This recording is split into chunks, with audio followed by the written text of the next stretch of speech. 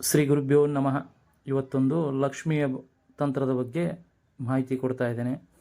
ಮನೆಯಲ್ಲಿ ದುಡ್ಡು ನಿಲ್ತಾ ಇಲ್ಲ, ಕೈಯಲ್ಲಿ ದುಡ್ಡು ನಿಲ್ತಾ ಇಲ್ಲ ಅನ್ನೋರಿಗೆ ಈ ತಂತ್ರ ಮಾಡಿದರೆ ಮನೆಯೊಳಗೆ ದುಡ್ಡು ನಿಲ್ತದೆ, ಕೈಯೊಳಗೂ ದುಡ್ಡು ನಿಲ್ಲುತ್ತದೆ. ಏನು ಮಾಡಬೇಕಂದ್ರೆ ಸಂಪೂರ್ಣವಾದ ವಿಡಿಯೋ ನೋಡಿ, ಸಂಪೂರ್ಣವಾದ ಜ್ಞಾನವನ್ನು ಪಡೆಯಿರಿ. ಶುಕ್ರವಾರ ಆಗಲಿ ಇಲ್ಲ ದೀಪಾವಳಿ ಆಗಲಿ,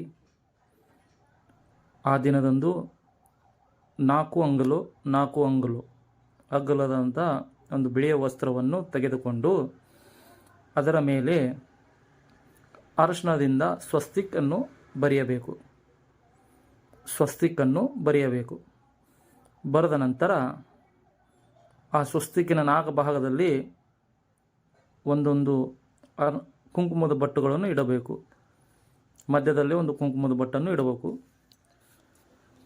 ಒಂದು ಸ್ವಲ್ಪ ಬಿಳೆ ಸಾಸಿವೆಯನ್ನು ಹಾಕಬೇಕು. ಒಂದಿಷ್ಟು 5 ಕೆಂಪು ಗುಲ್ಗಂಜಿ ಹಾಕಬೇಕು. ಒಂದು 5 ಹಳೆ ಕವಡೆಯನ್ನು ಹಾಕಬೇಕು. ಹಳದಿ ಕವಡೆ ಅಂತಿರೋದಕ್ಕೆ. ಒಂದು ಜಾಯ್ಫಲ್ ಹಾಕಬೇಕು. ಕಮಲ್ಗಟ್ಟ ಬೀಜಗಳು ಸಿಗುತ್ತವೆ, ಆ 5 ಬೀಜಗಳನ್ನು ಹಾಕಬೇಕು. ಇವೆಲ್ಲ ಹಾಕಿದ ನಂತರ ಓಂ ಶ್ರೀ ಲಕ್ಷ್ಮಿಯೇ ನಮಃ, ಓಂ ಶ್ರೀ ಲಕ್ಷ್ಮಿಯೇ ನಮಃ, ಓಂ ಶ್ರೀ ಲಕ್ಷ್ಮಿಯೇ ನಮಃ ಈ ಮಂತ್ರದಿಂದ 108 ಸಾರಿ ಅಭಿಮಂತ್ರಿಸಬೇಕು. ಅಭಿಮಂತ್ರಿಸಿದ ನಂತರ ಇದಕ್ಕೆ ಕೆಂಪು ದಾರದಿಂದ ಸುತ್ತಬೇಕು. ಸುತ್ತಿದ ನಂತರ ಇದನ್ನು ತಮ್ಮ ಜಗಲಿಯ ಮೇಲೆ ಇಲ್ಲ ಹಣ ಇಡುವ ಸ್ಥಾನದಲ್ಲಿ ಇಡಬೇಕು. ಇಟ್ಟರೆ ಆ ಮನೆಯಲ್ಲಿ ಲಕ್ಷ್ಮಿ ಸ್ಥಾಯಿಯಾಗುತ್ತಾಳೆ.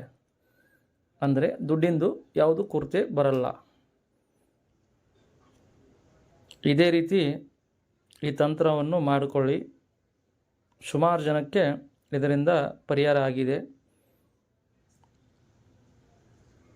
ಅದಕ್ಕೋಸ್ಕರ ನಮ್ಮ ಯೂಟ್ಯೂಬ್ ಚಾನಲ್ನಲ್ಲಿ ಸುಮಾರು ಜನ ಕೇಳ್ತಾಯಿದ್ರು. ಅದಕ್ಕೋಸ್ಕರ ನಾನು ಇದನ್ನೊಂದು ಹಾಕಿದ್ದೇನೆ. ವಿಡಿಯೋ ಇಷ್ಟವಾದಲ್ಲಿ ಲೈಕ್ ಮಾಡಿ, ಸಬ್ಸ್ಕ್ರೈಬ್ ಮಾಡಿ. ಏನಾದರೂ ತೊಂದರೆ ಇದ್ದಲ್ಲಿ ಕಮೆಂಟ್ ಹಾಕಿ. ಧನ್ಯವಾದಗಳು.